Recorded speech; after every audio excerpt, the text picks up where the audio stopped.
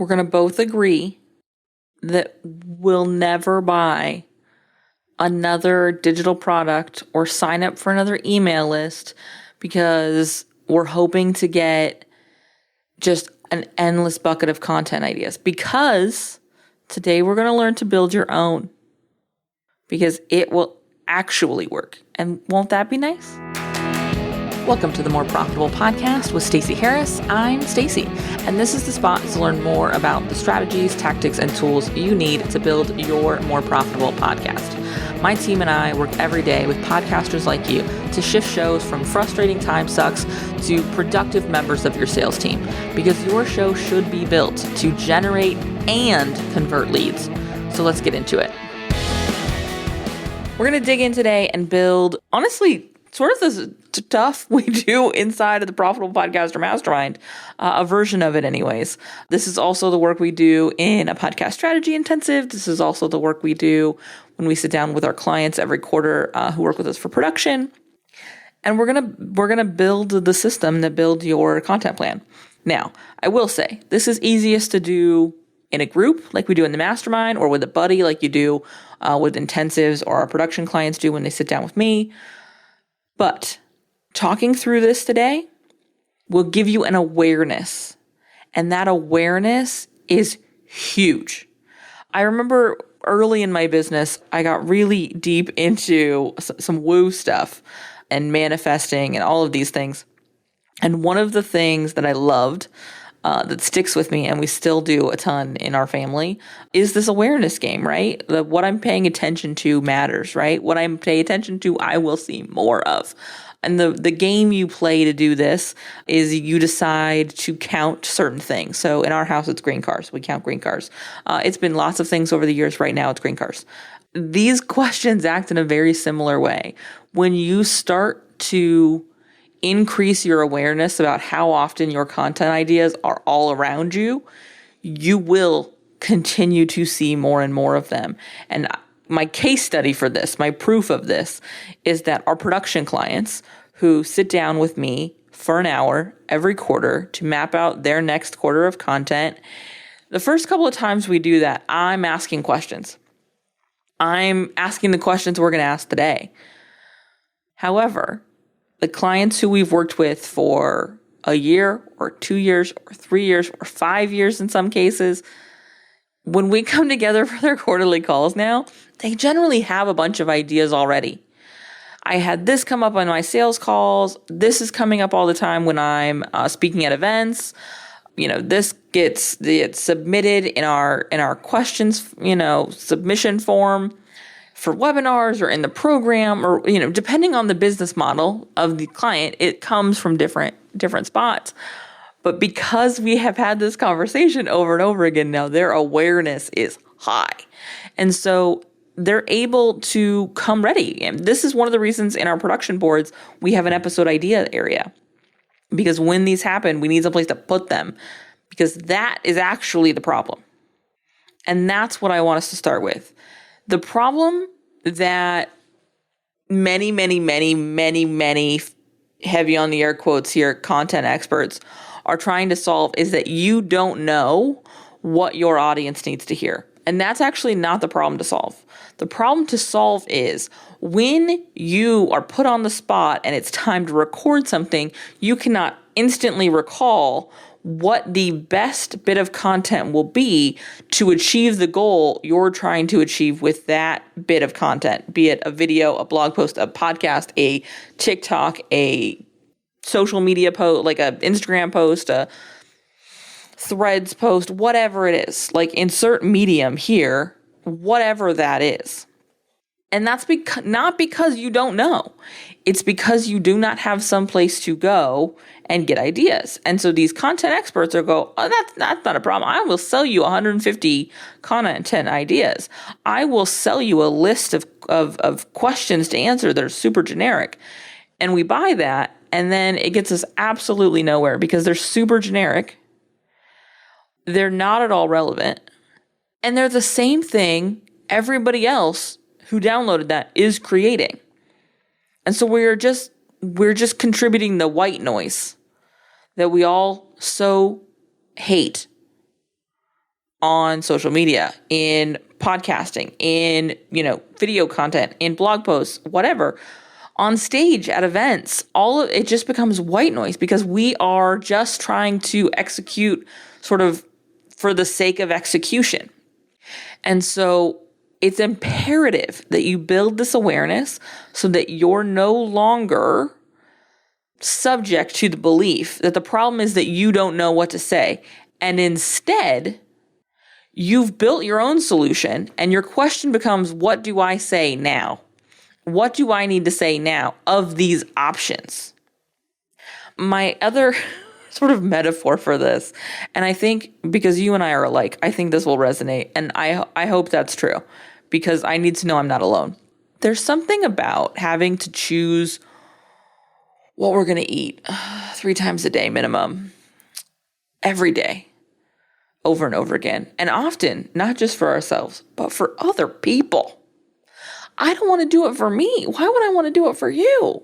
But this is the life, and this is adulthood, and this is what we have stepped into as partners, as parents, as friends, as people, really. And it blows. However, it becomes easier if you say, do you want tacos or do you want sushi? Instead of, what do you want for lunch? Because I can tell you right now, in this moment, I want tacos because I wasn't asked, what do I want for lunch? I was asked, do you want sushi for lunch or do you want tacos for lunch? And that's what we're building is you sit down to record and it's not, what do I want to say? But instead, do I want to talk about A or do I want to talk about B? Which moves me closer to my goal? And granted, you're going to have more than A and B. You're going to have all the way A to Z. But there will be other layers of questions, and we're going to talk through this, that will allow you to move down to the right answer for you. So let's start by doing this. Full transparency. This is the answer to a whole conglomerate of questions that I got through the AMA. So if you have questions, we're going to be moving this over because I got more than I expected, and that's fantastic. And it means I got enough to do what I actually wanted to do with this, which I wasn't sure was going to happen. Full disclosure. We're going to be moving this AMA feature over to the podcast newsroom where we answer specific questions. With this episode, I wanted to answer sort of the most common question we got. So 1, keep your questions coming. Head on over to uncommonlymore.com/AMA to submit yours. And B, if you haven't yet, subscribe to the podcast newsroom because we're going to start rolling this series out in August. We're going to start rolling out some AMA answers to specific questions over on the podcast newsroom. So setting that aside, this is the discussion we're having today because it is a amalgamation of the most common question, which is, how do I know what to say when? Which was, where do you get content ideas? Which was, how do I know what they need to know? And one question that really stood out to me was, how do I get people to tell me what they need to hear on the show? And this was in response to me talking about teaching people not just what you do, how to do what you do, but speaking to what they needed to know next to make the decision. And the question was really around, how do you know what that is? And it occurred to me, as it occurs to me often, that we so, as business owners, underestimate ourselves.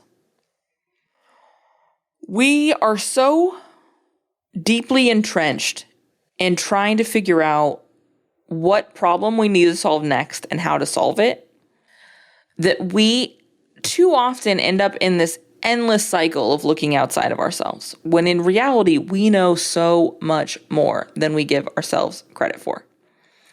And I think that the place that's most evident to me, because this is what I do, probably, is how little credit you're giving yourself around how much you know about what they need to know. The problem is not that you don't know it. The problem is that you're sitting down alone in a room and hoping that the ideas will just show up. instead of, as they show up, putting them someplace, somewhere you can access them, and then running them through a filter to understand what to use when. So let's start this by speaking to the very simple question, again, what may be the most common thing I've been asked ever: where do I get content ideas? And we've talked about this on the show before, and frankly, we're going to talk about it again because it's the thing we get stuck on. But your sales calls, your client conversations, your DMs, the emails you get in response to your newsletters or your podcast episodes or your videos, the comments you're getting, that's where you're getting them. The questions you need are not something you're going to go out and get. They're something that you already have all around you. And this is why we're talking about this awareness piece. In fact, here are 2 tools that we have talked about in literal client conversations to help clients do this year. Wearing a sort of wireless mic on their lapel after they get off stage and recording to voice notes the conversations they have as people come up and ask them questions, thank them for the talk, whatever, give them feedback. I love this on a couple of levels. One, this has been such a treasure trove of questions and inspiration for this client's podcast. They are at a whole nother level answering the questions and really embodying that they understand the audience, which has been really valuable when it comes to getting hired to speak by event planners and by the people who bring them in, the companies that bring them in, because it's very clear by their content that they understand not just what the event leaders want, but how to engage an audience and how to speak to what the audience really wants. Now, let me say, none of what's being recorded after they get off stage on that little wireless lapel mic, none of that's getting used on the podcast.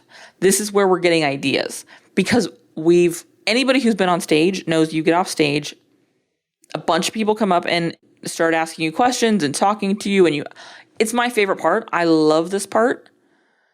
After that's over and I leave that room, I go to lunch, I go to dinner, I go back to my room, I go to another session, wherever it is I go from there, all of that is gone. I don't remember every question, every bit of conversation, because you've got the adrenaline of coming off stage. You've got this inundation of these wonderful people and these fantastic conversations and all of the dopamine of the hugs and the you were great and the feedback and the compliments and social engagement. So-and-so asked, and I should really talk about that on the podcast. That's not what's seeping in. But because I have that voice note recorded, I'm able to then go back to my room and play it back later. This is what I do on the plane a lot, is I go through my notes and I put my ideas from my notes into my podcast dashboard in an area we called episode ideas. And that's what we recommended this client do. And it's been a game changer. It's been hugely impactful to see the quality of questions and new levels we've been finding to address some of the questions they have during their exploration cycle, really in their, do I want to proceed down this road, right? We're talking about deep in the sales cycle, really. And we're able to speak to questions in a whole nother way because we're getting those questions. The other place for the same kind of stuff where we want to know what we need to be speaking about in the sales process is a tool I love called Fathom. I use this to record all of my calls. This works from a sales perspective or the perspective we're going to talk about next, but it's a call recorder and it's got an AI functionality that gives me questions, that summarizes the meeting. I absolutely adore having this tool because it allows me to stay present to the conversation I'm having, stay present to the person I'm talking to, And on occasion, I've got a little button in the corner of my screen where I can highlight something. And so when I'm getting a question or like, man, I've heard this a lot lately, I will just flag it. I'm not typing anything. I'm not addressing anything. I just hit my little button. And then when I'm done with my calls, sometimes I'll do this that day. Most often I'll do it at the end of my week so I can compare all of the calls I had that week. When I go through my production calls, all happen in 4 months of the year. We do all of our production calls in a 1-month period for that quarter. At the end of the month, I will go through all of those and I will see what were the common elements, what were the things we talked about over and over again, what were the questions that came up from multiple people. And that's where I'm getting this. And so I do the same thing with sales calls. At the end of the week, after the end of the month, I'm getting full disclosure. I'm getting ready to do this with some of the information I gathered and conversations I had around previous rounds of joining the Profitable Podcaster Mastermind, because we are currently butt deep in building those marketing assets for the fall cohort. Like, this is the resource I'm using because they're questions I already have. So I'm getting that stuff recorded so that I can go and review it, find the common things, and throw those ideas into my dashboard. So those are simple tools, mechanisms you can put in place to gather this. And then you pair that with building in time to review. When you debrief the webinar, when you debrief the speaking engagement, when you debrief a month or a week or whatever amount of time you want to of sales calls, of client conversations, you go through and you debrief this data, you review this data, you break down what was happening, and then you use it. That's the gathering. It's as simple as building in mechanisms to be catching the data you've already got. This is the part most of us are missing. Having a mechanism to collect the data and then scheduling time to review it. Now we've got all these ideas though. How do we know what to use when? And for me, this is the difference maker between building your content library and buying somebody else's. Is now I've got quality stuff. I'm going to filter through questions that help me build specifically a content calendar that speaks to my goals and my audience. Those questions are questions you've heard me ask a bunch of times, but they're important. We need to know what we're selling, who we're selling it to, and how we're selling it to them. So what are we selling? We're selling a group program that is open that'll run from September to November, and we're selling it in August. So that's our what, and frankly, our when. How are we selling it to them? Well, they're going to click to buy. So we're selling it to them via the podcast, via email, and via social media. That's how so I'm not looking to drive you to a sales call. I'm looking to drive you to a sales page where you will take action on that page. Okay, what is it? Well, it's a 3-month mastermind where we build a podcast strategy, where we build a repeatable set of content, and we build an audit system that allows us to repeat this process quarter after quarter.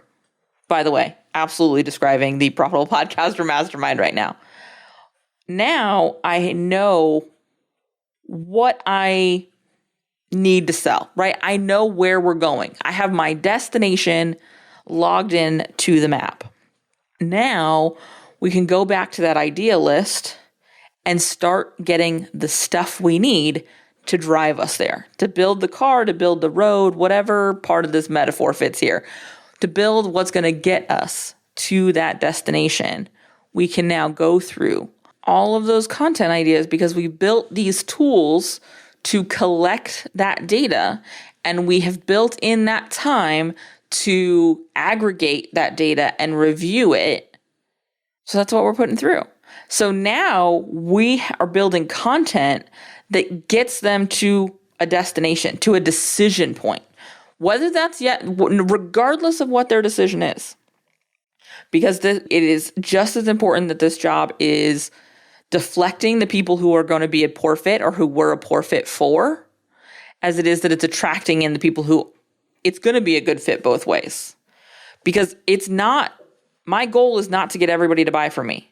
My goal is to get the right people to the right solutions, the right people and the right solution where I'm the right solution, and the right people in the right solution where somebody else is the right solution. I don't want them spinning their wheels with me if they can actually be served next door in a way that's going to be meaningful for them. And I'm willing to bet the same is true for you, right? We don't want to work with poor fit clients. It's not fun for us. It's not fun for them. And it doesn't get anybody where they want to go. And so when you look at content ideas or content cheat sheets where we're talking about anything outside of what we just talked about, we're talking about building noise and fluff. We're not talking about building content that's driven to sales. We are talking about building fluff. We're building content for the sake of content. And that's where your frustration, that's where your burnout, that's where your overwhelm thrives. I'm not going to say that those things can't exist when we're doing what we should be doing. I even get sucked into that sometimes. Sometimes life is lifing us and it's hard and it's heavy. It's one of the reasons inside the Profitable Podcaster Mastermind, we spend time talking about building your repeatable series, building in those breakpoints. But guess what? We can do that because we know what our audience needs, because we're looking to build content for them and not for the sake of content. And that's ultimately what I want this conversation to come down to. I want you to be committed to building the content that's going to drive you and your business forward, that is going to actually serve the people who are listening to it, and is not just creating more noise and more fluff and more consumption for the sake of consumption. That's not what you're here for. You are here for much, much more impact than that. But that impact will never be found as long as you're chasing someone else's content plan, as long as you perpetually look outside of yourself for the information you need. What you need to be looking outside of yourself for is the support to get to that. And that's one of the reasons we have our quarterly calls with our production clients. It's why the Podcast Strategy Intensive exists. It's why the Profitable Podcaster Mastermind exists. It's because this does get a heck of a lot easier with a system and with a buddy. And everything I just mentioned is the key to building those things and the key to having those things. And so if you're ready to do this and you want to do it with a buddy, pick the route that works for you. The fastest way to do this with me is going to be a Podcast Strategy Intensive. Head to uncommonlymore.com/intensive, submit the form, book a call with me, and we can together identify which of these options is going to be the best option for you right now. Because all three of those options will lead you to building the system and having the partner to get, review, and use this data. uncommonlymore.com/intensive. Let's have a conversation. The calendar is open. I would love to talk to you. If you have questions, that's the place for us to talk. Cool? I will see you right back here next week. Thanks so much for listening to the show. Remember that content consumption does not make changes. So commit to doing something from today's episode. Maybe it's taking action on what we talked about. Maybe it's reaching out to me and learning more about podcast strategy intensives or what podcast production looks like with our team. All of that is over at uncommonlymore.com. And if you haven't yet signed up for the podcast newsroom, I want to remind you that is a great next step. If you're not really sure what comes next, hang out over there. Get those exclusive private episodes. That's over at podcastnewsroom.com.